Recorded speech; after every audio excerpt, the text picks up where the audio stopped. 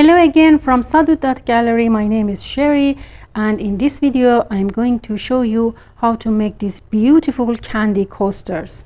Here I'm using my circle silicone coaster mold and some lollipops that are in very different colors and shapes, and some small pieces of candy. It's important to remove the plastic part from lollipops because, as you know, plastic doesn't stick to resin and it could be separated.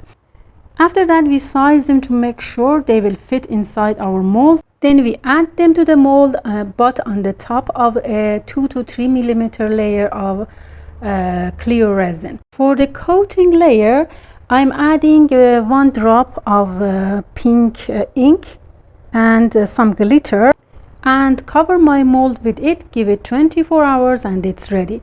You can also use clear resin again for this part.